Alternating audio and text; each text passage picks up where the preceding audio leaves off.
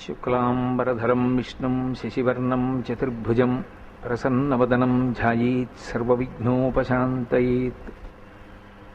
గురుర్బ్రహ్మా గురుర్విష్ణుః గురుర్దేవో మహేశ్వరః గురుసాక్షాత్ పరబ్రహ్మ తస్మై శ్రీగురవే నమః. వ్యాసాయ విష్ణురూపాయ వ్యాసరూపాయ విష్ణవే నమో వై బ్రహ్మనిధయే వాసిష్ఠాయ నమో నమః. కూజంతం రామ రామీతి మధురం మధురాక్షరం ఆరుహ్య కవితాశాఖాం వందే వాల్మీకికోకిలం. శ్రుతిస్మృతిపురాణానాం ఆలయం కరుణాలయం నమామి భగవత్పాదశంకరం లోకశంకరం. వాగర్ధావివ సంపృక్తౌ వాగర్ధప్రతిపత్తయే జగతః పితరౌ వందే పార్వతీపరమేశ్వరౌ. సూక్తిం సమగ్రయతున స్వయమేవ లక్ష్మీః శ్రీరంగరాజమహిషీ మధురైః కటాక్షైః. వైదగ్ధ్యవర్ణగుణగుంభనగౌరవైర్యాం కండూలకర్ణకుహరాः కవయోధయంతి. హైమోర్ధ్వపుండ్రమజహన్మకుటం సునాసం మందస్మితం మకరకుండలచారుగండం. బింబాధరం బహుళదీర్ఘకృపాకటాక్షం శ్రీవేంకటేశముఖమాత్మనిసన్నిధత్తాం. విమలపటీ కమలకుటీ పుస్తకరుద్రాక్షసస్తహస్తపుటీ కామాక్షీ పక్ష్మలాక్షీ కలిత విపంచీ విభాసి వైరించీ. మనోజవం మరుతతుల్యవేగం జితేంద్రియం బుద్ధిమతాం వరిష్టం వాతాత్మజం వనరయూధముఖ్యం శ్రీరామదూతం శిరసా నమామి. ఆపదామపహర్తారం దాతారం సర్వసంపదాం లోకాభిరామం శ్రీరామం భూయో భూయో నమామ్యహం. నారాయణం నమస్కృత్య నరం చైవ నరోత్తమం దేవీం సరస్వతీం వ్యాసం తతో జయముదీరయేత్. జయతు జయతు దేవో దేవకీనందనోయం జయతు జయతు కృష్ణో వృష్ణివంశప్రదీపః. జయతు జయతు మేఘశ్యామలః కోమలాంగో జయతు జయతు పృథ్వీభరనాశో ముకుందః. హరి ఓం. పరమేశ్వర స్వరూపైన సభకి నమస్కారం. మహాభారతం ఇతిహాసం. ఇతిహాసము అన్న మాటకు అర్థాన్ని నేను మీకు అనేక చెప్పడం జరిగింది. ఇతిహాసం ఇది ఇట్లే జరిగినది అంటే కల్పిత కథ కాదు, యథార్థముగా జరిగినటువంటి విషయాన్ని వ్యాస భగవానుడు మన కొరకు అందించాడు. సంస్కృతంలో కారణజన్ములైనటువంటి నన్నయ్య గారు, తిక్కన గారు, ఎర్రాప్రగడ గారు ముగ్గురు కవిత్రయం ఆంధ్ర భాషలోకి దాన్ని అనువాదం చేశారు. అంత గొప్ప మహాభారతంలో ఆది పర్వము, ఆది అంటే ప్రారంభము, మహాభారత కథా ప్రారంభం ఎక్కడ జరిగిందో ఆ ఆది పర్వానికి సంబంధించినటువంటి విశేషాల్ని మీరు ఆది పర్వంలో వినడం జరిగింది. ఇక ఇప్పుడు మనం ప్రస్తావించబోయేటటువంటి పర్వాన్ని సభాపర్వము అని పిలిచారు. వ్యాసుల వారు పెట్టుకున్న పేరు సభాపర్వము. కవిత్రయం అనువాదం చేసినప్పుడు నన్నయ్య గారు కూడా దానికి సభాపర్వము అని పేరు పెట్టారు. సభ అన్న మాటకి అర్థం ఏమి అంటే కాంతితో తేజస్సుతో కూడుకున్నదై కొంతమంది వ్యక్తులు కూడేటటువంటి ప్రదేశానికి సభ అని పేరు. ఆ సభ యందు కొన్ని మర్యాదలు ఉంటాయి. ఆ సభ యందు కొంత కర్తవ్యతా నిష్టతో వ్యవహరించవలసి ఉంటుంది. సభా మర్యాద అని ఒక మాట. సభ యందు ఎలా ప్రవర్తించాలో అలా ప్రవర్తించకపోతే వచ్చేటటువంటి శిక్ష ఏమి అంటే ఆయుర్దాయము క్షీణిస్తుంది. అందుకే సభాభ్య సభాపతిభ్యశ్చ ఓ నమో నమో అని రుద్రం. సభ సభాపతి శివస్వరూపం. భీష్మాచార్యుల వారు స్వచ్ఛంద మరణం వరం కలిగినటువంటి మహానుభావుడు. అంతటి మహానుభావుడు కూడా మరణించడానికి కావలసిన హేతు ఎక్కడ పండింది అంటే సభాపర్వంలో పండింది. సభాపర్వంలో ద్రౌపదీదేవి అడిగినటువంటి ప్రశ్నకి ధర్మం తెలిసి కూడా జవాబు చెప్పలేదు కాబట్టి, ధర్మం తెలిసి ధర్మం అడిగిన వారికి సభలో జవాబు చెప్పకపోతే తెలిసి కూడా ధర్మాన్ని పైకి చెప్పకుండా ఆపిన వారు ఎవరున్నారో వారందరూ కూడా మృత్యువునకు వశులవుతారు. అంతటి స్వచ్ఛంద మరణ వరం ఉన్నటువంటి భీష్మాచార్యుల వారి శరీరం పడిపోవడానికి హేతువు కూడా సభాపర్వంలోనే వచ్చింది. అలాగే ద్రోణాచార్యుల వారు, అలాగే కృపాచార్యుల వారు, ఇంతమంది మహానుభావులైనప్పటికీ సభాపర్వమే వారి మృత్యువునకు హేతువై కూర్చుంది. ఆ పర్వమునకు సభాపర్వమని పేరు. ఇందులో అన్నీ సభలే.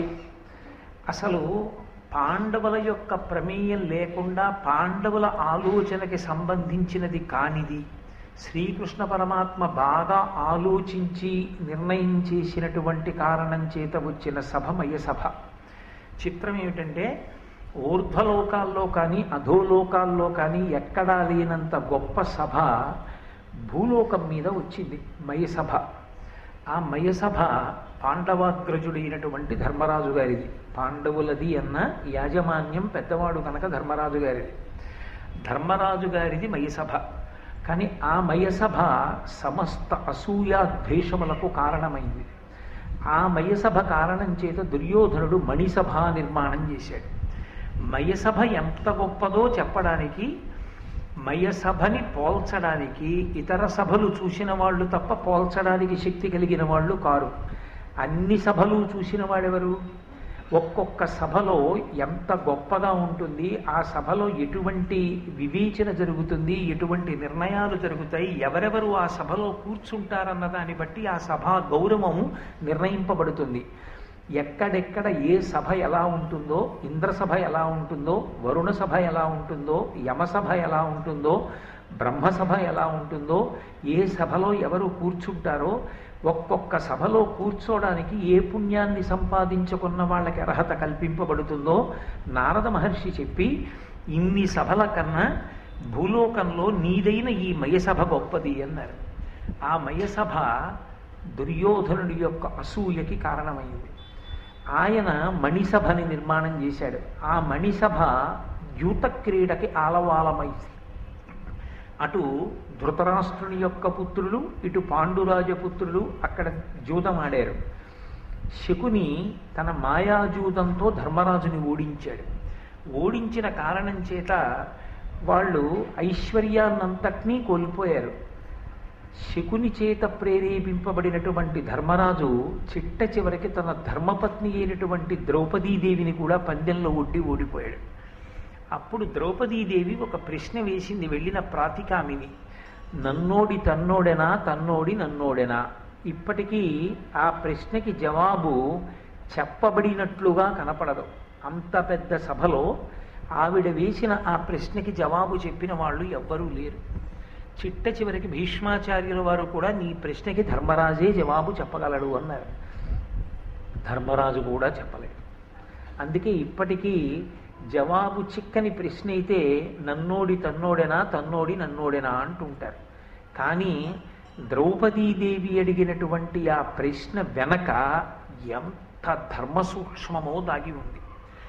చిట్ట చివరికి ద్రౌపదీదేవి యొక్క పాతివ్రత్య ప్రభావము చేతనే తిరిగి రాజ్యాన్ని సంపాదించుకున్నారు పాండవులు. ఇంటికి వెళ్ళిపోయారు. మళ్ళీ అనుద్యూతానికి ఆహ్వానింపబడ్డారు. మళ్ళీ అనుద్యూతానికి వెళ్ళారు. అక్కడ శకుని పందెం వేసేటటువంటి వాడు, దుర్యోధనుడు పందెం ఒడ్డేటటువంటి వాడు. 12 సంవత్సరముల అరణ్యవాసము, 1 సంవత్సరం అజ్ఞాతవాసము. ఎవరు ఓడిపోతే వాళ్ళు అంగీకరించి ధర్మరాజు మళ్ళీ జూదమాడాడు. ఈసారి మళ్ళీ ఓడిపోయాడు. ఓడిపోయి అడవుల పాలై వెళ్ళిపోయాడు. అలా ధర్మం పక్షాన నిలబడినటువంటి పాండవులు ద్రౌపదీదేవితో కలిసి అరణ్యవాసానికి వెళ్ళిపోతున్నటువంటి ఘట్టం దగ్గర సభాపర్వం పూర్తయిపోయింది. నారచీరలు కట్టుకుని ధర్మమూర్తులైనటువంటి పాండవులు తన ధర్మపత్ని అయినటువంటి ద్రౌపదీదేవితో కలిసి అరణ్యవాసానికి బయలుదేరిపోయినటువంటి సంఘటన దగ్గర పూర్తయిపోయినటువంటి సభాపర్వం శుభప్రదంగా పూర్తయింది అని చెప్పడం సాధ్యపడే విషయమా అంటే, ధార్మిక చింతన చేసి చూసినప్పుడు ఖచ్చితంగా చాలా మంగళప్రదంగానే పూర్తయింది. ఎందుచేత అంటే భగవంతుని యొక్క అవతార ప్రయోజనము ధర్మమే. ఆ ధర్మం కాపాడబడాలి. పాండవులు అరణ్యవాస అజ్ఞాతవాసములకు బయలుదేరి వెడితే తప్ప ధృతరాష్ట్రుని యొక్క సంతతి, దుర్యోధనుడి పనుపును నిలబడినటువంటి ఇతరమైనటువంటి క్రూరులు సంహరింపబడేటటువంటి అవకాశం కురుక్షేత్ర సంగ్రామం జరగదు. అందుకని ధర్మం నిలబడడానికి ప్రాతిపదిక ఏర్పడింది కాబట్టి శుభప్రదంగానే సభాపర్వం పూర్తయినట్టు లెక్క అన్నారు. ఇందులో ఎన్నో విశేషమైనటువంటి ధర్మ సూక్ష్మాలతో కూడుకున్నటువంటి పర్వం సభాపర్వం. ఒక చోట భీముడు ప్రతిజ్ఞ చేస్తాడు, నేను దుర్యోధనుడి తొడలు విరగ్గొట్టి ఆయన తల తన్నుతాను అంటాడు. అలా అనొచ్చా? ఒక మీమాంస. ధర్మరాజు గారి యొక్క ధర్మపత్ని, పాండవుల యొక్క ధర్మపత్ని అయినటువంటి ద్రౌపదీదేవిని సభలోకి ఈడ్చుకొచ్చి ఆమె బలువలు ఊడ్వడం ఎంత ప్రమాదకరమైనటువంటి స్థితికి వెళ్ళింది. అలా ఏర్పడడానికి అసలు దుర్యోధనుడికి అటువంటి ఆలోచన రావడానికి ఆయన పక్కన చేరిన వాళ్ళెవరు? ఎవరు ఆ మాటలు మాట్లాడిన వాళ్ళు? అది సమాజానికి తన జీవితాన్ని తాను పండించుకోవడానికి ఒక వ్యక్తికి ఎంత గొప్ప సందేశాన్ని అంతర్లీనంగా ప్రతిపాదన చేస్తుంది. అసలు ద్యూతం అనేటటువంటిది దోషభూయిష్టమైనదని తెలుసున్నటువంటి ధర్మరాజు గారు ఎందుకు ఆ ద్యూత క్రీడలో కూర్చున్నాడు? పందెం ఒడ్డుతున్నప్పుడు తాను ఓడిపోతున్నాను అని తెలిసినప్పుడు ఒక్కొక్కటి కోల్పోతున్నప్పుడు ఎక్కడో అక్కడ ఆగిపోకుండా తన భార్యని కూడా పణంగా పెట్టి ఓడిపోయే పర్యంతము ద్యూత క్రీడ ఎందుకు కొనసాగించాడు? మాయాజూతంలో గెలవడం శకుని యొక్క గొప్పతనం అయితే అది మాయాజూతం అని తెలిసి ధర్మరాజు ఎందుకు పాల్గొన్నట్టు? అప్పుడు ధర్మరాజు గారు ధర్మం పక్షాన నిలబడ్డాడు అని చెప్పడానికి కారణం ఎక్కడి నుంచి దొరుకుతుంది? అలాగే పోని ఒకసారి ఓడిపోయినటువంటి వాడు రెండవసారి అనుద్యూతానికి మళ్ళీ పిలిస్తే ఎందుకు బయలుదేరి వెళ్ళాలి? ఇది ధర్మరాజు బలహీనత అని చెప్పవలసి ఉంటుందా, లేదా ధర్మరాజు ధర్మం కోసమే నిలబడ్డాడు అని అన్వయం చెయ్యడానికి తగినటువంటి కారణములు దొరుకుతాయా? ఇన్ని రకములైనటువంటి ధర్మ సూక్ష్మముల యొక్క పరిశీలనముతో కూడుకున్నటువంటి పర్వము సభాపర్వము. అందుకే సభాపర్వం మనిషి యందు ధర్మాధర్మ వివక్షని బాగా ఏర్పాటు చేస్తుంది.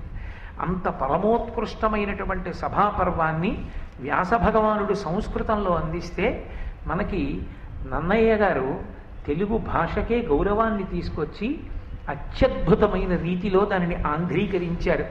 ఈ సభాపర్వ ప్రారంభం చేస్తూ అక్కడ ధర్మరాజు గారితో కూడి ఉన్నాడు అర్జునుడు. ధర్మరాజుతో కూడి ఉన్నటువంటి అర్జునుడు, వారితో ఉన్నటువంటి కృష్ణ భగవానుడు ముగ్గురు కూర్చుని ఉన్నారు. ముగ్గురు కూర్చుని ఉండగా అక్కడికి మయుడనబడేటటువంటి దానవ శిల్పి వచ్చాడు. ఆయన తనకి అర్జునుడు చేసినటువంటి ఒక ఉపకారాన్ని జ్ఞాపకం చేస్తున్నాడు. అర్జునుడి వంక చూసి అన్నాడు, ఘనముగ ప్రాణము రక్షించిన ఉపకారికి ప్రియంబు చేయుదునన నేర్తునే, అయినను నీకు ప్రియం బనగా చేయంగ ఇష్టమైనది నాకున్. ఎంత అందమైనటువంటి రీతిలో ఆవిష్కరించారో చూడండి ధర్మాన్ని. ఒకానొకప్పుడు మయుడికి అర్జునుడు ఒక మహోపకారం చేశాడు. ఏమిటా మహోపకారం? మీరు ఆదిపర్వంలో విన్నారు. ఖాండవనాన్ని దహించారు కృష్ణార్జునుడు ఇద్దరు. అగ్నిహోత్రుడికి వచ్చినటువంటి అజీర్ణ వ్యాధి పోవడానికి ఖాండవనాన్ని దహనం చేశారు. ఆ ఖాండవన దహన సమయమునందు తక్షకుని యొక్క ఇంట్లో ఉన్నాడు ఈ మయుడు. ఈయన ఆ అగ్నిహోత్రంలో చిక్కుకుని ఎటు వెళ్లాలో తెలియక తల్లడిల్లిపోతున్న సమయంలో కృష్ణ భగవానుడు ఆ ఇంటి దగ్గరికి వచ్చి తన సుదర్శన చక్ర ధారల చేత ఆయన కుట్టుక కత్తిరించడానికి సిద్ధపడ్డాడు. మయుడు జీవితేచ్ఛ చేత బ్రతకాలనేటటువంటి కోరికతో కృష్ణుడు ఎక్కడ తనని చంపేస్తాడో అనేటటువంటి భయంతో సుక్షత్రియుడైనటువంటి అర్జునుడి యొక్క పొంతన చేరాడు. ఆయన వెనక దాక్కుని అర్జునుడిని ప్రార్థన చేశాడు, ఎలాగైనా నువ్వు నన్ను కాపాడవలసింది అని. సుక్షత్రియుడైనటువంటి అర్జునుడికి ఒక నియమం ఉంది, ఎవరైనా సరే యుద్ధంలో శరణాగతి చేస్తే వాళ్ళని రక్షిస్తాడు ఆయన. అది క్షాత్ర ధర్మం. కాబట్టి ఇప్పుడు తనని ఆశ్రయించినటువంటి మయుణ్ణి రక్షించాలి. అర్జునుడు రక్షించాడు. అర్జునుడు రక్షించిన కారణం చేత మయుడు ప్రాణాలతో బయటపడ్డాడు. మయుడు దానవ శిల్పి. ఆయనకి అత్యద్భుతంగా శిల్పాలని నిర్మాణం చెయ్యగలిగినటువంటి చాతుర్యము వెన్నతో పెట్టిన విద్య. ఆయన కశ్యప ప్రజాపతికి ధనువు యందు జన్మించాడు, అందుచేత దానవుడు. ఆయన హేమ అనబడేటటువంటి ఒక అప్సరసని వివాహం ఆడాడు. దేవతలు ఒకానొక కారణం చేత ఆ అప్సరసని భూలోకానికి పంపించారు. ఆమెని వివాహం చేసుకున్నటువంటి మయునికి ముగ్గురు సంతానం జన్మించారు. దుందుభి, మాయావి, మండోదరి. ఆ మండోదరిని వెంట పెట్టుకుని తాను అరణ్య మార్గంలో వెడుతున్నప్పుడే దశగ్రీవుడైనటువంటి రావణాసురుడు ఆ మండోదరిని చూచి ఈమెను నేను వివాహం చేసుకుంటాను అని కోరితే మయుడు మండోదరిని రావణాసురునికి ధర్మపత్నిగా ఇచ్చాడు. అప్పుడు రావణుడికి పట్టమహిషి అయింది మండోదరి. అటువంటి మయుడు గొప్ప దానవ శిల్పి. ఆయన తన శిల్పకళా చాతుర్యంతో ఎంత అద్భుతమైన విషయాన్నైనా సరే నిర్మించగలిగినటువంటి సమర్థత కలిగినటువంటి వాడు. ఆయన అర్జునుడి దగ్గరికి వచ్చి ఒక విన్నపం చేశాడు. ఘనముగ ప్రాణము రక్షించిన ఉపకారికి ప్రియంబు చేయుదునన నేర్తునే. మనకి ఆర్షధర్మం ఒక మాట, కృతీచ ప్రతికర్తవ్యం యశధర్మ సనాతన. సనాతన ధర్మంలో అన్నిటికన్నా ప్రాణప్రదమైన విషయం ఏది అంటే ఉపకారికి తిరిగి ఉపకారం చెయ్యడం. ఉపకారికి తిరిగి ప్రత్యుపకారం చెయ్యడంలో ఎప్పుడూ వైక్లభ్యమును పొందరాదు. అసలు సాధారణంగా పరోపకారము వ్రతముగా జీవించగలిగినటువంటి వాడై ఉండాలి పురుషుడు. అథవా తనకి ఉపకారం చేసిన వారికి ప్రత్యుపకారం చేసేటప్పుడు మీనమేషాలు లెక్కించకూడదు. తప్పకుండా ప్రత్యుపకారం చెయ్యడానికి సిద్ధపడాలి. మయుడంటాడు, ఘనముగా ప్రాణము రక్షించిన ఉపకారికి ప్రియంబు చేయుదునన నేర్తునే. నువ్వు నాకు చేసిన ఉపకారం ఏదో చిన్న ఉపకారం కాదు, నువ్వు నాకు చేసిన ఉపకారం మహోపకారం. అసలు ఇవాళ నేను ఉన్నాను అంటే నీ అనుగ్రహం. నువ్వు నన్ను ఆనాడు రక్షించి ఉండకపోతే ఈ కృష్ణ భగవానుడి యొక్క చక్రము చేత నేను ఏనాడో సంహరింపబడి ఉండేవాణ్ణి. నువ్వు నన్ను రక్షించావు. అటువంటి నీకు ఏదో ప్రియం నేను చేస్తాను, నీకు ఉపకారం చేస్తాను అనడం సాధ్యమా? తత్తుల్యమైంది ఎవరు చేయలేరు. లోకంలో అన్నిటికన్నా గొప్పది ఏది అంటే ప్రాణమే. ప్రాణాలు ఉంటే కదూ ఎవరికైనా ఏమైనా చేయడం. నేను ఉన్నాను భవతి అన్న మాట నిలబడాలి అంటే ప్రాణాలు నిలబడాలి. ఆ ప్రాణాలే నిలబెట్టిన వాడివి నువ్వు. నీకు నేను ఏం ప్రియం చెయ్యగలను? చెయ్యలేను. కాబట్టి నీ దగ్గరికి వచ్చి నిజానికి నీకు నేను ఏదైనా ఉపకారం చేస్తానన్న మాట వాడడం కూడా దోషభూయిష్టమే. అయినను నీకు ప్రియంబు అనగా చేయంగ ఇష్టమైనది నాకు. మరి నేను ఏమనాలప్పుడు? ఏమనాలో నాకు తెలియట్లేదు. అందుకని అనగా ఓ పాపము లేనివాడా, నీతో నేను ఒక్క మాట మనవి చేస్తున్నాను. నీకు ఏదైనా ప్రియం చెయ్యాలని నాకు అనిపిస్తోంది కాబట్టి నేను ఆ ప్రియం చేస్తానన్నాడు. ఇక్కడ మీరు ఒక్క విషయాన్ని గమనించాలి. ఎవరో ఏదో ఉపకారం చేస్తారన్న కోరికతో అర్జునుడు రక్షించలేదు. అర్జునుడు తన ధర్మాన్ని తాను నిర్వర్తించాడు. క్షాత్రధర్మాన్ని నిలబెట్టుకున్నాడు. సనాతన ధర్మం అసలు ప్రధానంగా దేని మీద నిలబడుతుంది అంటే చాతుర్వర్ణ వ్యవస్థ మీద నిలబడుతుంది. వేదమంతా కూడా చాతుర్వర్ణ వ్యవస్థని ఆధారం చేసుకుని ధర్మ నిర్ణయం చేసింది. కాబట్టి సుక్షత్రియుడైనటువంటి అర్జునుడు శరణాగతి చేసినటువంటి వాడు ఎంత గొప్ప శత్రువైనా సరే రక్షించి తీరాలి. ఆయన తన ధర్మాన్ని తాను నిలబెట్టుకోవడానికి రక్షించాడు తప్ప ప్రత్యుపకారము కోరి చేసిన వాడు కాదు. అది పాపబుద్ధి. అనగా నువ్వు పాపము లేనివాడివి. నువ్వు అలా నన్ను రక్షించలేదు. నన్ను రక్షిస్తే నీకేదో నీ చేసి పెడతానన్న కోరిక నీకేం లేదు. అయినా నీకు ప్రత్యుపకారం చెయ్యకుండా ఉండలేక చేస్తానని అని నేను అంటున్నాను. కాబట్టి నువ్వు ఏదైనా ఉపకారాన్ని కోరు, ఏమడుగుతావో అడుగు, నేను చేస్తాను అన్నాడు. అర్జునుడు ఒక్క క్షణం ఆగాడు. ఆయన ఏమీ కోరలేదు. నువ్వు నాకు ఇది చేసి పెట్టు అని అనలేదు. వచ్చినటువంటి వాడు వచ్చినటువంటి వాని యొక్క ఆర్తిని బట్టి అడగవలసి ఉంటుంది తప్ప ఏదో వచ్చినటువంటి వాడి యొక్క సమర్థతని ఆర్తిని దృష్టిలో పెట్టుకోకుండా చాలా చిన్న విషయాన్ని మీరు అడిగారనుకోండి, అది అవతల వారికి అవమానంగా ఉంటుంది. మళ్ళీ రెండో మాట రెట్టించాలి. అదేంటంటే బొత్తిగా అంత అన్యాయంగా అడిగారు. అలా కాదు, మీరు నా సమర్థతని దృష్టిలో పెట్టుకుని అడగండి అనాలి. అప్పుడు యువతల వారికి అహంకారం ఆపాదింపబడుతుంది. అందుకని అర్జునుడిది కోరుకున్నది కాదు. ఈ ప్రత్యుపకారం ఆయన ఏం కోరుకోలేదు. కాబట్టి ఆయన కృష్ణ భగవానుడి వంక చూశాడు. ఇది జీవితంలో ఉండవలసినటువంటి లక్షణం. అది కష్టం కానివ్వండి, సుఖం కానివ్వండి, కలిసొచ్చింది కానివ్వండి, పోయింది కానివ్వండి, ఏ క్షణంలోనైనా సరే భగవంతుని యొక్క స్మరణము మరుగున పడకూడదు. అసలు యథార్థమునకు ఒక మనిషి చనిపోయాడు అన్నమాట ఎప్పుడు అంటే, ఏ ఒక్కరోజు భగవంతుని యొక్క స్మరణము లేదు, భగవంతుడు విస్మరణమునకు గురి అయిపోయాడు, ఆయన జ్ఞాపకానికి రాలేదు, ఆ రోజు వాడు మరణించినట్టు. భగవంతుడు సర్వకాలముల యందు జ్ఞాపకంలో ఉండాలి. అది కలిసి వచ్చిందా కలిసి రాలేదా అన్నది కాదు. నాకు ఏది యోగ్యమో దాన్ని పరమేశ్వరుడు నిర్ణయం చేస్తాడనేటటువంటి బుద్ధి ఉన్ననాడు పొంగుకి కుంగుకి తావుండదు. నేను ఇప్పుడు భారతం చెప్తే అభ్యున్నతిని పొందుతానని భగవానుడు నిర్ణయం చేశాడు. అందుకు నువ్వురే భారతం చెప్పరా అన్నాడు. నేనా భారతం చెప్పేవాడిని, నేను చెప్పగలనా భారతం అనుకున్నాను అనుకోండి, నాకేం ఇబ్బంది ఉండదు. నేను భారతం చెప్పానని కానీ, నేను భారతం చెప్తున్నానని కానీ, భారతం చెప్పడానికి నాది సంకల్పం అని కానీ నేను అనుకుంటే అందులో వచ్చేటటువంటి వైక్లభ్యానికి ఉత్థాన పతనాలకి మళ్ళీ నేనే బాధపడవలసి ఉంటుంది. నేను పరమేశ్వరుడి చేతి ఉపకరణంగా నిలబడిపోయినంత కాలం నాకేం పొంగు కుంగుకు అవకాశం ఉండదు. హాయిగా మనస్సు ప్రశాంతంగా ఉంటుంది. అర్జునుడు కృష్ణుడి వంక తిరిగాడు. తిరిగి అన్నాడు, ఏదైనా ఒక అపూర్వమైన విషయాన్ని ఈ మయుడి దగ్గర మనం పుచ్చుకోవలసింది ఏది ఉంటుందో మీరు ఆలోచన చేసి నిర్ణయం చెయ్యండి అన్నాడు. అది అపూర్వమైనదై ఉండాలి. ఎందుకని ఆయన యొక్క శిల్పకళా చాతుర్యం అటువంటిది. ఆయన అటువంటి నిర్మాణములు చెయ్యగలడు.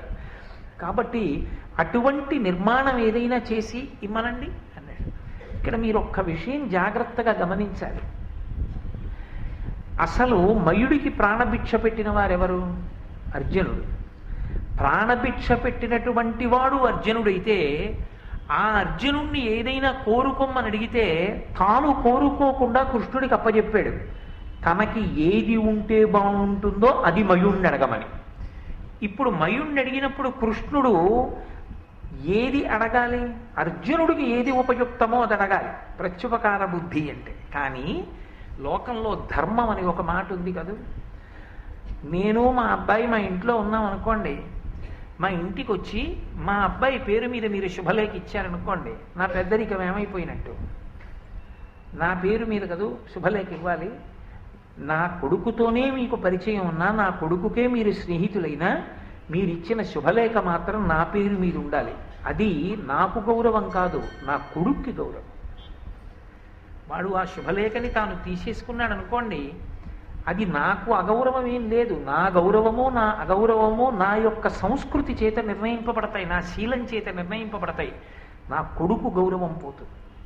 తండ్రి పేరు వ్రాయబడని శుభలేఖ తాను పుచ్చుకున్నాడు, అది మర్యాద కాదు. పుచ్చుకుని కలం తీసి సున్నా చుట్టి మా నాన్నగారి పేరు వ్రాయండి అని ఇచ్చాడు అనుకోండి, వాడి గౌరవం నిలబడింది. కృష్ణుడు అర్జునుడి కోసం కోరాలా, ధర్మరాజు గారి కోసం కోరాలా? పాండవుల 5 ఒక చేతి 5 వేళ్ళు, వాళ్ళ ఐకమత్యత అటువంటిది. వాళ్ళు ఎప్పుడు విడివిడిగా ఏమీ కోరుకోలేదు. రాజ్యం అంతటికీ ధర్మరాజు ప్రభువు. ధర్మరాజు గారి కీర్తి వైభవం ప్రకాశించేది కోరుకుంటే అర్జునుడు సంతోషిస్తాడు తప్ప, ధర్మరాజుకి కానిది అర్జునునకైనది అని కృష్ణుడు అడిగాడు అనుకోండి, అది ధర్మానికి నిలబడుతుందా? నిలబడదు. ఇలా తల తిప్పి చూసి అడగమన్నప్పుడు అడిగేయడం కాదు, అడగడంలో ధర్మం పాటించడం గొప్ప. అడుగడుగున ధర్మమే నిలబెడుతుంది. అందుకే శ్రీరామాయణము, భారతము, భాగవతము ఈ 3 కూడా మన జాతికి ప్రాణప్రదములు. ఈ 3టిని బాగా చదువుకుంటుంటే, ఈ 3టిని జ్ఞాపకం తెచ్చుకుంటుంటే, ఈ 3టిని వింటూ ఉంటే ధర్మము మనసులో స్మరణకొస్తూ ఉంటుంది. ధర్మము ఎంతగా స్మరణకొస్తే మీరు బాగా జ్ఞాపకం పెట్టుకోండి నేను చెప్తున్న మాట, భగవంతుని చేతి పనిముట్టుగా మీరు ఇమిడిపోతారు. ఎక్కడ ధర్మం ఉన్నదో ఆ వస్తువునే ఆయన పనిముట్టుగా స్వీకరించి వ్యవస్థని దిద్దుకుంటాడు.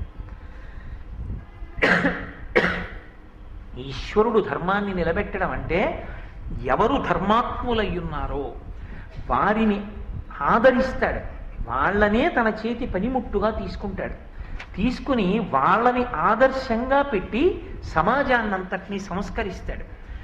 భగవంతుడి చేతి పనిముట్టుగా మారడం, భగవంతుని యొక్క అనుగ్రహానికి పాత్రులు కావడం కన్నా రక్షణ వేరొకటి ఉంటుంది ఆ లోకంలో, ఇంకేం ఉండదు. కాబట్టి ధర్మమే రక్షణ. ధర్మాన్ని విడిచిపెట్టుకోవడము అంటే భగవంతుడికి దూరం అయిపోవడం. భగవంతుడికి దూరం అయిపోవడము అంటే అన్ని రక్షణలకి దూరం అయిపోవడం. ధర్మాన్ని పట్టుకోవడము అంటే భగవంతుని చేతి పనిముట్టుగా నిలబడడం, భగవంతుని అనుగ్రహం చేత సర్వకాలములయందు సర్వదేశములయందు రక్షింపబడుతుండడం. ధర్మమే ప్రమాణము. అందుకే కృష్ణుడు అన్నాడు మయునితో, కురుపతికిన్ యుధిష్ఠిరునకున్ సకల క్షితిపాల సేవ్య సుస్థిర విభవాభిరామునకతి ప్రమదంబుగా రత్నరాజి సుందరమగుదాని నొక్క సభధాత్రి కపూర్వముగాను నర్చి చిచ్చెర గొనిరమ్ము నీదైన శిల్ప కళా కుశలత్వమేర్పడం అన్నాడు.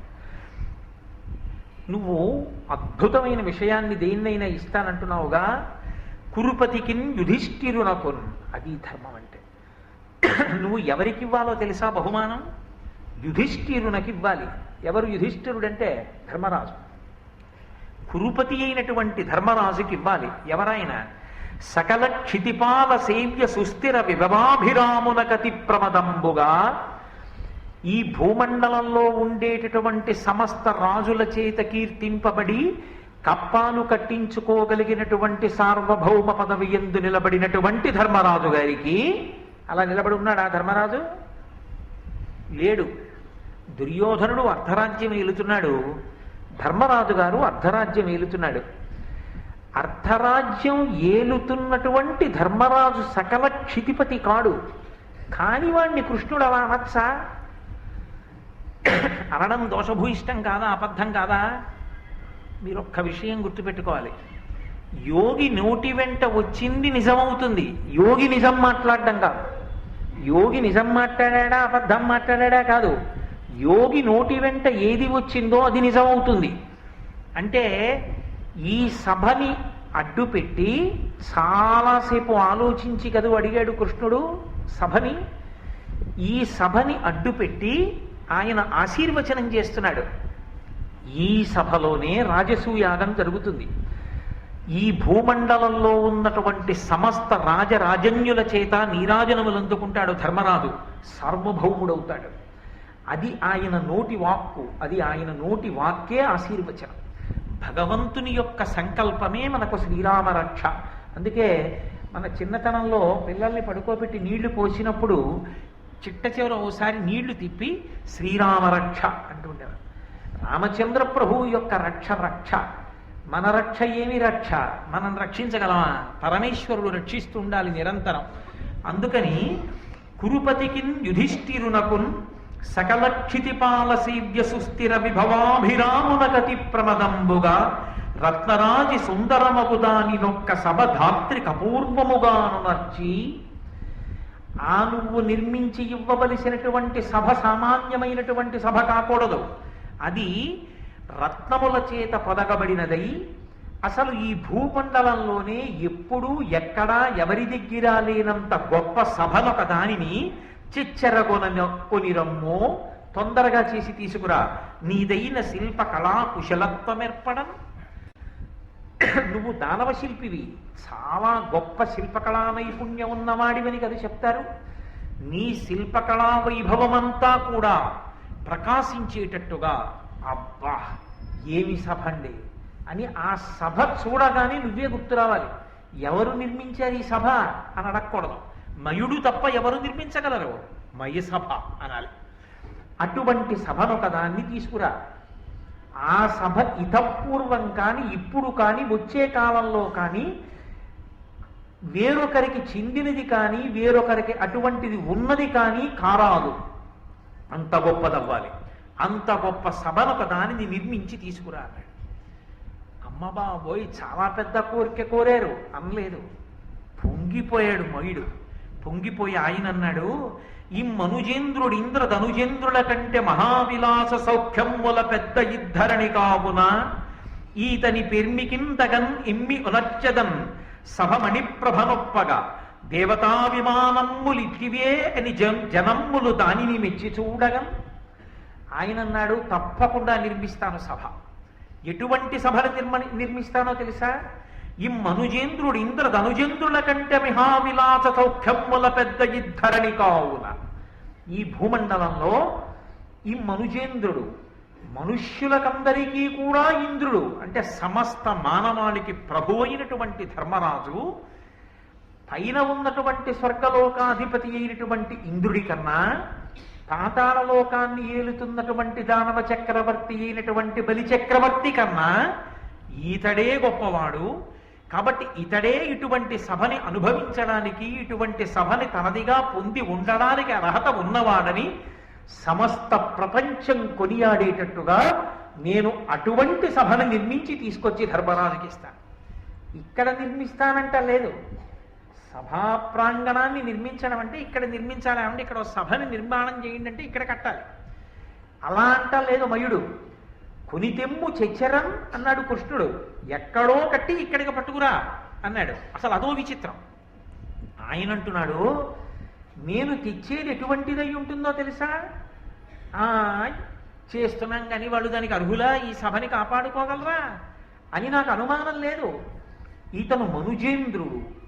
ఎందుచేత ఆ మాట వచ్చింది మయుని నోటి వెంట అంటే, ఒకానొకప్పుడు ఇంద్రుడికి రాజ్యం పోతే ఉపేంద్రుడై, ఇంద్రుడికి తమ్ముడై, వామనమూర్తి అయి బలిచక్రవర్తి దగ్గర రాజ్యాన్ని తీసుకుని మళ్ళీ ఇంద్రుడికి రాజ్యం ఇచ్చినటువంటి వాడు శ్రీ మహావిష్ణువే. అదే శ్రీ మహావిష్ణువు ఆ బలిచక్రవర్తి దగ్గర రాజ్యాన్నంతటినీ తీసుకుని ఇంద్రుడికి ఇచ్చేసినప్పుడు వరుణపాశముల చేత బలిచక్రవర్తిని కట్టేస్తే బలిచక్రవర్తి నిరాధారుడై సభలో నిలబడిపోతే ఆయన భార్య వింధ్యావళి వచ్చి ఏడిచి, నువ్వు కోరుకున్నదంతా 3 అడుగుల నేలగా ధారపోసేశాడే నా భర్త, ఎందుకు ఇలా బంధించావు వరుణపాశములతో అని అడిగితే, నేను బంధించలేదమ్మా, ఎవ్వని కరుణింప నిశ్చయించితివాని అఖిల విత్తంబునే అపహరింతు అన్నాడు. ఎవరిని రక్షించాలనుకుంటానో వాళ్ళ సమస్త విత్తాన్ని తీసుకుని పరీక్ష చేస్తాను. బలిచక్రవర్తిని నేను అనుగ్రహిస్తున్నాను. ఇతను పాతాళలోకానికి ప్రభువు అవుతాడు. దిక్పాలకుల యొక్క ఆజ్ఞ ఇతనికి వర్తించదు.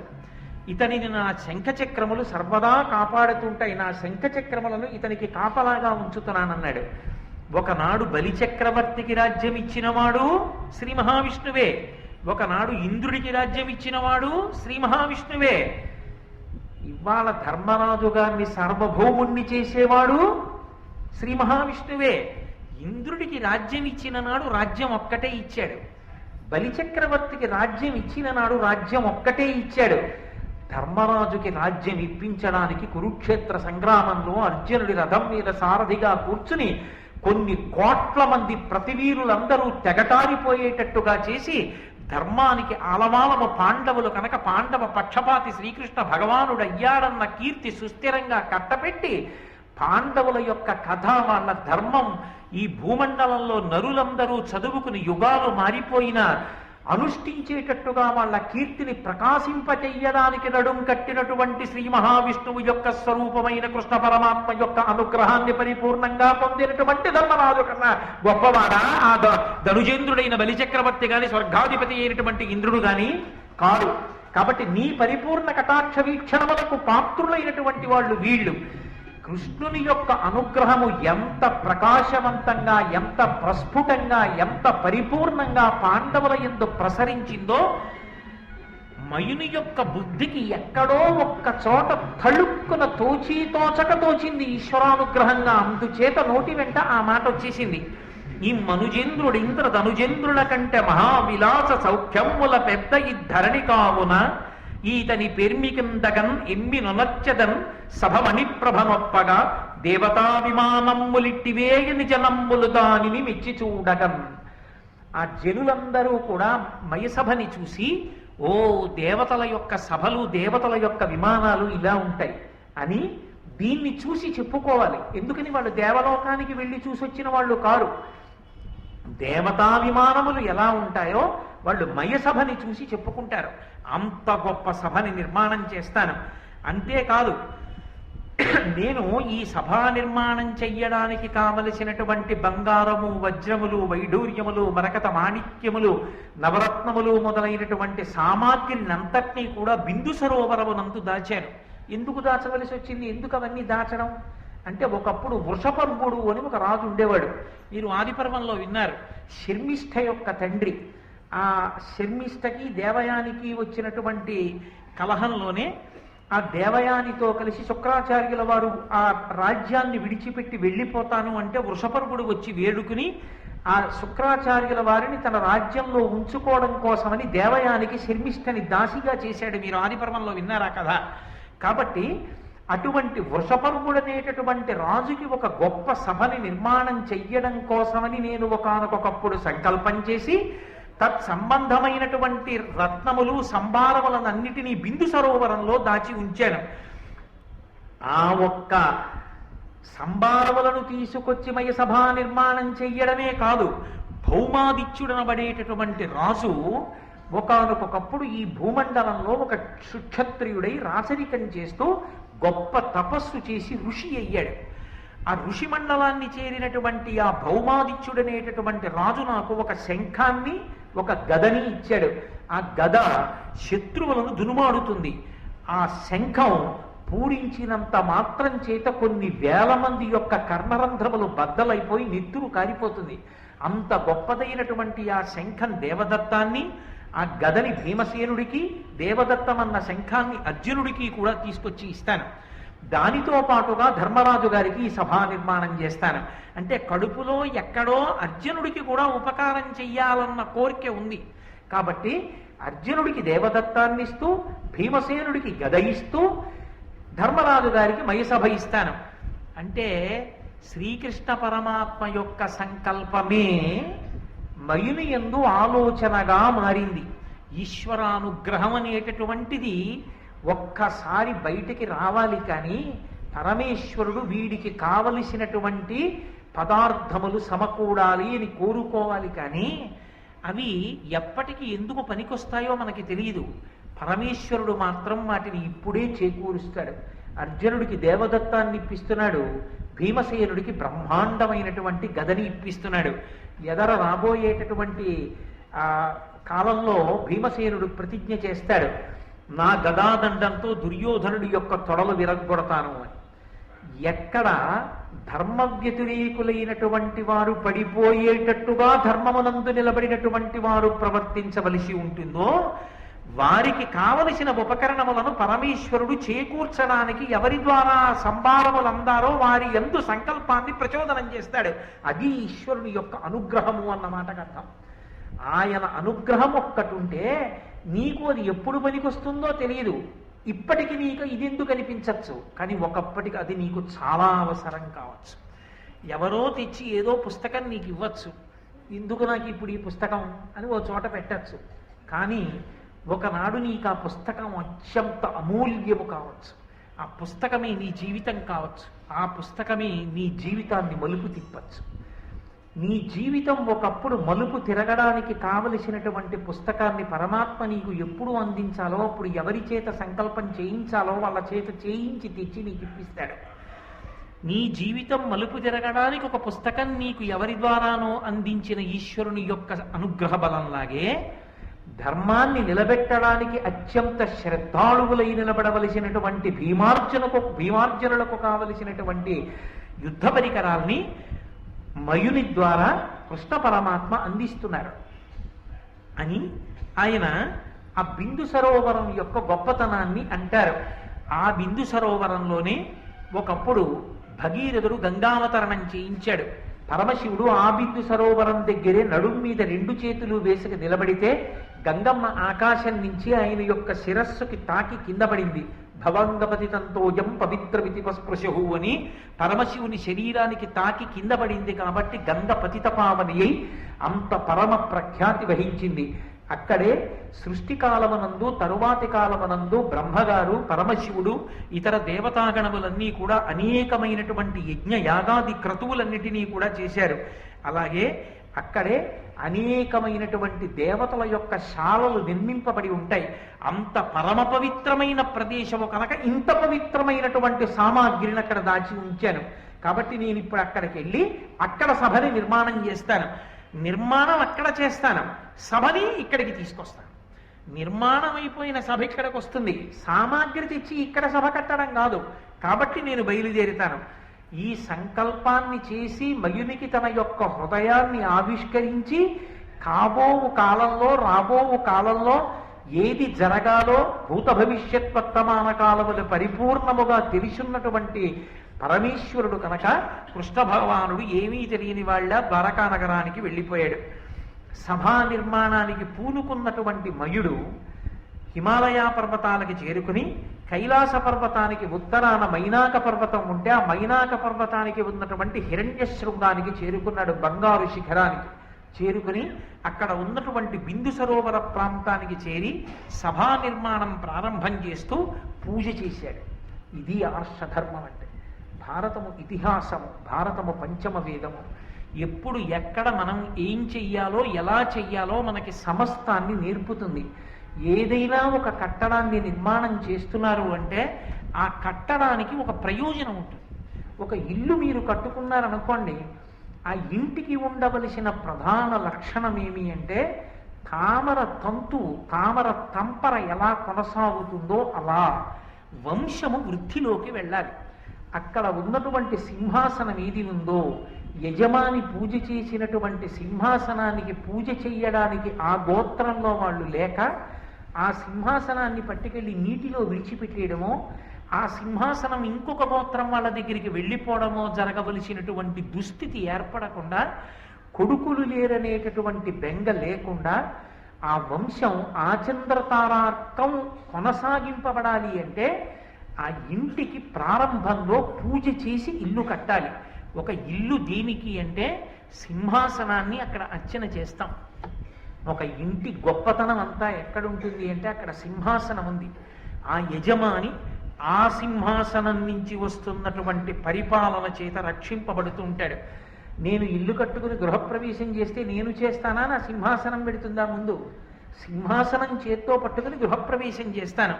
ఇంట్లో కుర్చీలు ఎన్నో ఉండొచ్చు, సింహాసనం మాత్రం ఒక్కటే ఉంటుంది. సింహాసనమునందు పరమేశ్వరుడు కూర్చుంటాడు. ఆయన పరిపాలకుడు. ఆయన నా యోగక్షేమాలని విచారణ చేస్తూ ఉంటాడు. నేను ఎక్కడ ఉన్నా, ఏ ప్రదేశంలో ఉన్నా ఆయన నన్ను సర్వకాలముల యందు కాపాడుతూ ఉంటాడు. ఆ సింహాసనము చేత నేను పరిపాలింపబడుతూ ఉంటాను. దేశంలో ఎక్కడో పౌరులున్నా రాజధాని ఎందున్నటువంటి సింహాసనం మీద కూర్చున్నటువంటి ప్రభువు చేత వాళ్ళు ఎలా పరిపాలింపబడుతుంటారో ఇంట్లో ఉన్నటువంటి సింహాసనం చేత మనం పరిపాలింపబడుతుంటాం. ఒక గృహస్థుకి ఉండే కోరిక ఉంటుంది. ఒక గృహస్థు కోరికనే ప్రధానమైన కోరిక ఏది అంటే వంశం వర్ధిల్లాలి. ధర్మ ప్రజాపత్యర్థం. వివాహం చేసుకునేటప్పుడు సంకల్పం ధార్మికమైన సంతానము కలగాలి అని చేసుకుంటారు. గృహస్థాశ్రమము అంటే ధర్మపత్నితో కలిసి తానున్న చోటు. దానికి ప్రధానమైన ప్రయోజనం ఏది అంటే సంతాన భాగ్యం, విశేషించి వంశాభివృద్ధి, పుత్ర సంతానం కలగాలి. ఆ పుత్ర సంతానం కలగడానికి సింహాసనాన్ని అర్చన చేయబడేటటువంటి ఒక ఇల్లు కట్టే ముందు ఆ ఇల్లు నాతో కాదు, నేను తండ్రినై సంతోషించాలి, నేను తాతనై సంతోషించాలి. ఈశ్వరుడు అనుగ్రహిస్తే ముత్తాతని కావచ్చు. ఒకవేళ నేను ముత్తాతని కాలేకపోయినా నేను తాతనై సంతోషించి శరీరాన్ని విడిచిపెట్టేయాలి తప్ప తాత కాకుండా విడిచిపెట్టకూడదు. పుత్రం పౌత్రం సమాసాద్య వానప్రస్థాశ్రమేమ సేత్. దీర్ఘాయుర్దాయం అంటే మనవణ్ణి చూడాలి. కాబట్టి నేను చెప్పట్లేదు, వ్యాస భగవానుడు అంతటి వాడు చెప్పాడు. వ్యాసుడి కన్నా చెప్పగలిగిన వాడు, వ్యాసుడి కన్నా చెప్పగలిగిన వాడన్నవాడు ఇక లోకంలో లేడుగా. చెప్తే వ్యాసుడే చెప్పాలి. వ్యాసోచ్ఛిష్టం జగత్సర్వం. ఈ వ్యాసుని యొక్క ఉచ్ఛిష్టము ఈ ప్రపంచంలో ఉన్న వాంగ్మయం అంతా. కాబట్టి అటువంటి వ్యాస భగవానుడు చెప్పాడు, ఇల్లు కడుతున్నావు, నీ వంశము ఆచంద్రతారార్కం నిలబడాలి. నీ కొడుకు వాడు మనవల్ని చూడాలి, నీ మనవడు వాడు మనవల్ని ముని మనవల్ని చూడాలి. అంటే ఆ ఇంటి సింహాసనం, ఆ ఇల్లు అంతమంది పిల్లల ఓదార్పుకి, అంతమంది పిల్లల ఏడుపుకి, అంతమంది పిల్లల వృద్ధికి, అంతమంది పిల్లల యొక్క వైభవానికి కారణం కావాలి ఆ ఇల్లు. అందుకని ఇల్లు కట్టే ముందు పూజ చేసి ఇల్లు కట్టాలి తప్ప ఏ పూజ లేకుండా ఇల్లు ప్రారంభం చేయకూడదు. ఒక సభామంటపాన్ని నిర్మాణం చేస్తున్నావు, ఆ సభ పెద్దలైనటువంటి వారు ఎందరో వచ్చి కూర్చుంటారు. ఒక్కొక్క చోట చేయబడిన నిర్ణయం సమస్తమైనటువంటి భూమండలాన్ని కూడా కదుపుతుంది. ఒక్కొక్క సభలో చేసిన నిర్ణయం కొన్ని కోట్ల మందిని ప్రభావితుల్ని చేస్తుంది. ఒక్కొక్క సభలో చెప్పిన విషయం కొన్ని వేల మందిని సంస్కారవంతులుగా తీర్చిదిద్దుతుంది. ఒక్కొక్క సభ భగవంతుని యొక్క అనుగ్రహానికి మారుపేరుగా మారిపోతుంది. మహాభారత ప్రవచనానికి సంబంధించినంత వరకు పెద్దలు ఒక మాట చెప్తారు. పీఠాధిపత్యం వహించేటటువంటి పెద్దలు ఏదైనా ఒక దేవాలయ ప్రాంగణానికి వెడితే 2 ప్రశ్నలు అడుగుతారు. ఇక్కడ భారతం చెప్పారా అని అడుగుతారు. ఇక్కడ భారతం చెప్పారండి అంటే ఆ దేవాలయానికి ఒక స్థాయి. కనీసం ఒక్క పర్వం మహాభారత ప్రవచనం ఇక్కడ జరిగిందండి అన్నారనుకోండి, ఆ దేవాలయానికి ఒక ప్రత్యేకమైన స్థాయిగా తీసుకుంటారు. ఎప్పుడూ ఇక్కడ భారతం చెప్పలేదండి, పోనీ కనీసం భారతం చదివారా, ఇక్కడ చెప్పేవాడు లేకపోతే భారతాన్ని చదివితే విన్నారా, కూర్చుని భారతం చదివారా ఎవరైనా? ఎప్పుడూ ఇక్కడ భారతం చదవలేదండి. ఆ దేవాలయం స్థాయి ఒకటి. భారతం చదివినా భారతం చెప్పబడినా ఆ దేవాలయం యొక్క స్థాయి వేరొకటి. అటువంటి చోట భగవంతుని యొక్క పరిపూర్ణమైనటువంటి అనుగ్రహం ఆ వాయు తరంగముల యందు నిలబడిపోతుంది. అందుకే అటువంటి ఆలయ ప్రాంగణంలో ప్రవేశించి కూర్చుని కోరిక కోరుకున్న ఈశ్వరుడికి ఒక నమస్కారం చేసినా వెంటనే కోరికలు తీరుతాయి. కారణం ఏమంటే భారత ప్రవచనం జరుగుతున్నప్పుడు ప్రవచనం ఎంత గొప్పదో వింటున్న వాళ్ళ మనస్సులన్నీ రంజిల్లుతున్నప్పుడు ఈ భావ ప్రకంపనల చేత పరమేశ్వరుని యొక్క తేజస్సు ఉద్దీపింపబడుతుంది. ఉద్దీపింపబడి ఆయన శక్తి పెరిగి ఆయన మరింత మంది కోరికలు తీర్చగలిగినటువంటి వాడు అవుతాడు. కాబట్టి దేవాలయమునకు ఆ స్థాయి ఉందా? సభ అంత గొప్పదవుతుందా? ఆ సభ ఎన్నో విశేషాలకి కారణం అవుతుందా? ఇన్నిటికి కారణం అవ్వాలంటే ఏదో భౌతికమైనటువంటి అందం కాదు, ఆ సభ అంత గొప్పదవ్వాలి. అలా కోరుకున్నాడు కాబట్టే, అటువంటి పూజ చేసి మొదలు పెట్టాడు కాబట్టే ఆ సభా మంటపంలో శ్రీకృష్ణ భగవానుడికి అగ్రపూజ జరిగింది. ఇంకంతకన్నా ఏం కావాలి ఈ సభకు అదృష్టం? కాబట్టి ఆయన దాన్ని ప్రారంభం చేస్తూ దేవ బ్రాహ్మణులకు నానావిధ పూజల తర్పణము చేసి ధరిత్రీవనిత కపూర్వ శ్రీకావింపతొడంగమయుడు కడురమ్యముగన్. ఆయన అనేకమైనటువంటి దేవతల యొక్క మూర్తుల్ని ఆరాధన చేశాడు. ఒక భూమి మీద ఒక మంటపాన్ని నిర్మాణం చేసేటప్పుడు అది గృహమా, ఆరామమా, మంటపమా, సభ, ప్రాంగణమా విడిచిపెట్టండి, అది ప్రకాశవంతము కావడానికి, ఫలవంతము కావడానికి ఏ ఏ దేవతల యొక్క అనుగ్రహాన్ని సాధించుకోవడానికి మీరు పూజ చెయ్యవలసి ఉంటుందో అటువంటి దేవతలందరినీ పూజ చేశారా? మయుడు అటువంటి దేవతలందరినీ కూడా నానావిధ పూజల తర్పణము చేసి వాళ్ళందరినీ కూడా అనేక రకములైనటువంటి పూజల చేత అర్చించి తృప్తిపరిచాడు. పూజించిన వాడు పూజనీయుడవుతాడు. మీరు ఆ మాట బాగా జ్ఞాపకం పెట్టుకోవాలి. ఎప్పుడు పూజ చేయడం ఎందుకో తెలుసా? పూజ చేస్తే పరమేశ్వరుడు ప్రీతి పొందుతాడు అని నేను ఒక మాట చెప్పాను అనుకోండి, ఆ మాట చాలా వదులుగా ఉంటుంది. ఎందుకో తెలుసా?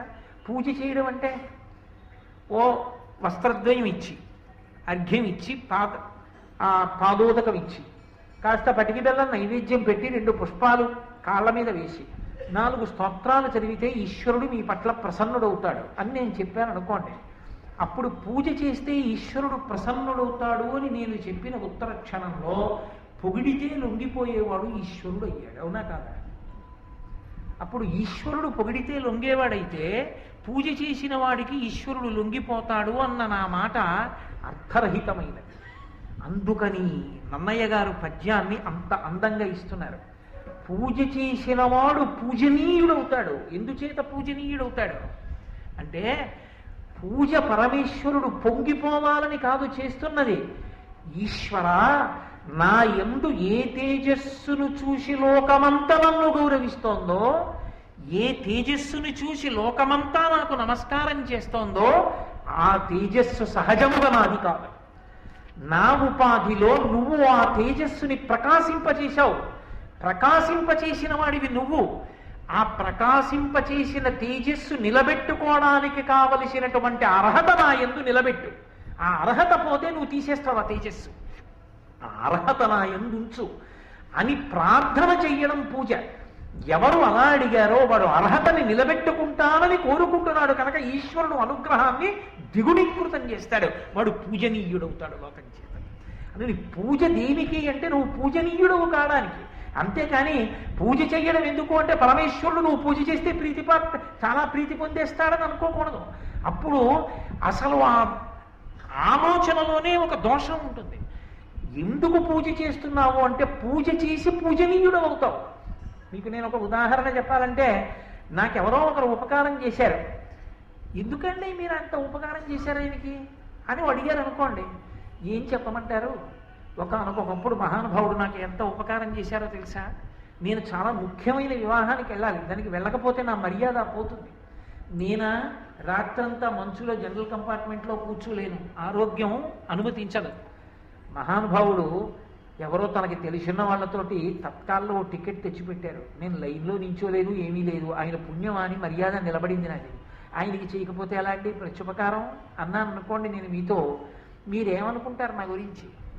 అదే ఓ తత్కాల టికెట్ తెచ్చి ఇచ్చాడని ఎంత జ్ఞాపకం పెట్టుకుని మళ్ళీ ప్రత్యుపకారం చేసి పొంగిపోతున్నాడు ఆయన. ఈయన నిజంగా ఉపకారానికి పాత్రుడురా, ఎంత కృతజ్ఞత ఉన్నవాడరా అని మీరు అనుకుంటారా అనుకోరా? అంటే ఇప్పుడు నేను అవతల వారిని పూజించి చులకనయ్యానా? అవతల వారిని పూజించి నేను పూజనీయుడనయ్యానా? లౌకికంగా ఒక చిన్న ఉపకారం చేతనే నేను పూజనీయుణ్ణైతే పరమేశ్వర పూజ చేత ఎంత పూజనీయుణ్ణవుతాను? పూజనీయత కీర్తి పొందుట అంటే సద్గుణములతో ధర్మమునందు నిలబడుట, ధర్మమునందు నిలబడుటే ఈశ్వరానుగ్రహములకు పాత్రుడగుట. ఇంకేం కావాలంతకన్నా? అందుకని తాను నిర్మాణం చెయ్యాలనుకున్నటువంటి సభ ఓ 10,000 మంది కాపలాదారులతో లోపల రత్నాలున్నాయి, వజ్రాలున్నాయి, ఎవరెడతారో అని చెప్పి ఎవ్వరూ వెళ్లకుండా లోపలికి వెళ్ళేటప్పుడు ఒళ్ళంతా తడివి లోపలికెళ్ళి బిక్కు బిక్కుమంటూ చూసొచ్చేది కాకూడదు. అది ఒక అద్భుతానికి కారణం కావాలి. సాక్షాత్ పరమేశ్వరుడైనటువంటి శ్రీకృష్ణ భగవానుని అగ్రపూజకి కారణమైంది. కురుక్షేత్ర యుద్ధానికి బీజం అక్కడే పడింది, మైసభలో దుర్యోధనుడి తొట్టుపాటులో. అదిగో అంతటి అపూర్వ తేజస్సు కలగాలి అంటే మన ప్రజ్ఞ చేత నడవదు. మనం గోడ కట్టగలమేమో, రత్నాలు తాపడం చేయగలమేమో, దాని చిరస్థాయి, దాని కీర్తి ఎక్కడ నుంచి వచ్చింది అంటే నీవు చేసిన పూజ నుండి వచ్చింది. అందుకేనేమో మయుడు చేసిన పూజే కారణమేమో మహాభారతంలో మయసభ ఒక్కటి ఏకపాత్రాభినయనమై కూర్చుంది. ఏకంగా మిగిలినవన్నీ కూడా అలా చేయరు. దుర్యోధనుడు మయసభలో ఏకపాత్రను అభినయించుట అది ఒక పెద్ద విశేషమై కూర్చుందంతే లోకంలో. బహుశా మయుడు చేసిన పూజేనేమో. కాబట్టి భారతాన్ని కేవలం జరిగిన కథగా వినకండి, అది కాదు వ్యాస హృదయం. వ్యాస హృదయం ఎప్పటికీ ధర్మాన్ని లోకానికి అందించడం. ఒకటి నిర్మాణం చేసే ముందు తత్సంబంధమైన దేవతా పూజ చెయ్యాలి. కాబట్టి ఆయన బ్రాహ్మణులను పూజ చేశాడు. ఎందుకని వాళ్ళు వేదం చదువుకున్నారు. వాళ్ళు చదువుకోని నాడు, వాళ్ళు చెప్పడానికి సిద్ధంగా లేని నాడు ధర్మము లోకమనందు నిలబడదు. కాబట్టి వారిని పూజించాలి. అందుకని బ్రాహ్మణ పూజ చేశాడు. బ్రాహ్మణ పూజ చేసి దేవ పూజ చేసి ఆయన ధరిత్రీవనితకు అపూర్వ శ్రీకావింప, ధరిత్రీవనితకు అన్నారు నాన్నయ్య గారు. ఈ భూకాంతకే కొత్త అలంకారాన్ని తొడుగుతున్నట్టు. కాంతకు ఉండే లక్షణం ఏమిటండి? అపూర్వాలంకారముల యందు ప్రీతి ఉంటుంది. ఎన్ని ఉన్నా అబ్బా ఇది కూడా ఉంటే బాగుందనుకుంటారు. ఆభరణము చేత అతివకు కాదు, ఆ ఆభరణములు పెట్టుకున్న కొద్దీ కూడా వాళ్ళ మనస్సు రంజిల్లుతుంది. ఎవరు అందంగా ఉన్నారు, ఎవరు అందంగా లేరు, మనకెందుకు వచ్చిన గొడవ? అందం అన్నది చూసేవాడి కన్నుల్ని బట్టి ఉంటుంది. దానికోసం కాదు తాపత్రయం. పెట్టుకుని ఆవిడ అందంగా ఉందా అండి, ఆవిడ అందంగా లేదు, నీకెందుకు అవన్నీ? నీకు అనవసరం. నీకు ఎవరైనా కామాక్షి స్వరూపమే. ఎవరు పెట్టుకున్నా తల్లి కామాక్షి. కామాక్షి మెడలో ఏం పెట్టుకుంటే అందంగా ఉండదు? ఎవరు పెట్టుకున్నా అందమే. తల్లి కామాక్షి అయినప్పుడు నీకేమిటి బాధ? అందుకోసం కాదు విచారణ. దేనికోసం విచారణ అంటే మనస్సు రంజిల్లడం. కృంగొత్త ఆభరణములు ఎన్ని పెట్టుకుంటున్నా అబ్బా దీనికన్నా ఇంకా ఇది కూడా ఉంటే బాగున్నది, పెట్టుకున్నప్పుడు సంతోషించి రాగరంజితమైన ముఖము కలిగినటువంటి కులస్త్రీ ఎలా ఉంటుందో అలా ఈ భూకాంత పొంగిపోయే ఆభరణాన్ని తొడుగుతున్నట్ట మయుడు. భూకాంత పొంగిపోయేటట్టుగా తీసుకురావాలంటే అది భూమి మీదది కాదు, ఎక్కడదో తెచ్చి భూమి మీద పెడుతున్నాడు. అది కృష్ణ హృదయం. ఇక్కడే ఇందులోవే తెచ్చి ఇక్కడ కట్టట్లేదు, ఎక్కడో కట్టి ఇక్కడికి తెచ్చి పెడుతున్నాడు. అది భూమికాంత అలంకారం అవుతోంది. కాబట్టి అపూర్వ శ్రీకావింపతొడంగమయుడు కడు రమ్యముగా, కడురమ్యంగా, బహువందంగా ఆ మయసభా నిర్మాణం చేయడానికి సిద్ధమవుతున్నాడు. వెళ్ళాడు, అక్కడ దాచిపెట్టిన సంభారాలన్నింటినీ పైకి తీశాడు. ఆ బిందు సరోవరంలో సభా నిర్మాణం చేశాడు. విమలం మణిమయములకు దూలములను, కంబముల గోడలను, వేదులను, కుట్టిమములు చుట్టిన ప్రాకారములను కరమొప్పు చూడ రచయించే సభను. ఆయన ఎంత గొప్ప సభా నిర్మాణం చేశాడంటే, విమల మణిమయములకు దూలములం, మణులతో కూడినటువంటి పెద్ద పెద్ద దూలాల్ని నిర్మాణం చేశాడు. అవన్నీ మణులతో ఉంటాయి కాబట్టి వాటి కాంతులు అన్ని వైపుకి పడుతుంటాయి. లోపల ఇంకా తాత్కాలికమైనటువంటి దీపాలు అక్కర్లేదు, ఆ మణుల యొక్క కాంతులు ప్రసరిస్తుంటాయి అన్ని వైపులకి.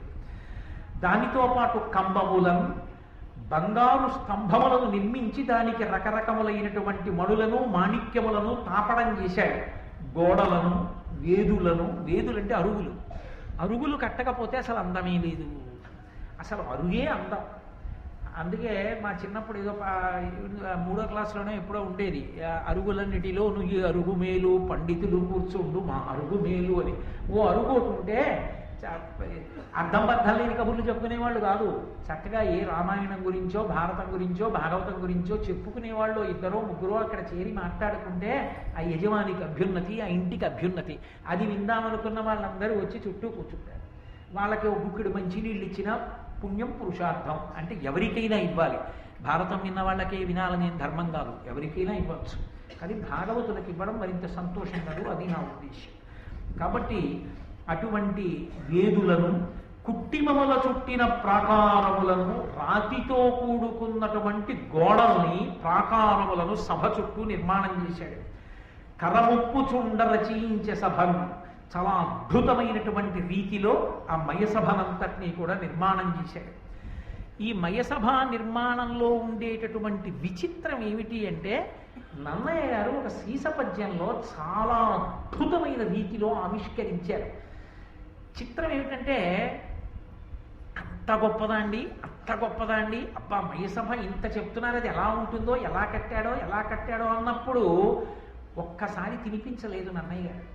కొంచెం తినిపించారు. ఇక్కడ కొంత చెప్పారు.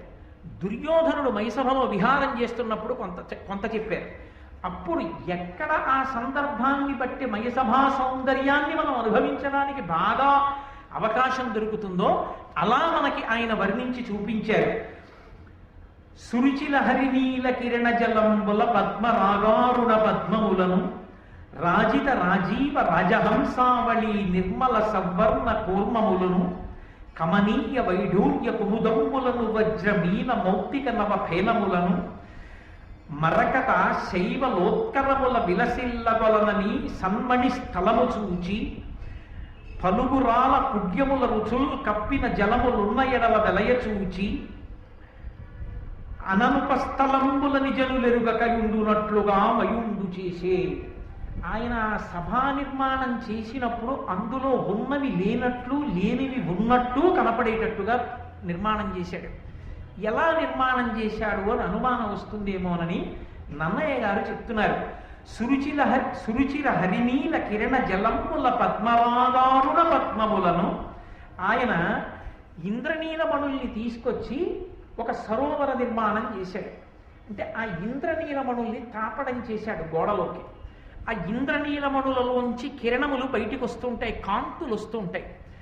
అందులోంచి వచ్చేటటువంటి కాంతుల వలన అవి ఎలా కనపడతాయంటే, ఏదో అక్కడ నీళ్లున్నట్లుగా కనపడుతుంది. ఆ ఇంద్రనీలమణుల యొక్క కిరణముల ప్రసారం అలా అన్ని వైపుల నుంచి వచ్చేటట్టుగా నిర్మాణం చేశాడు.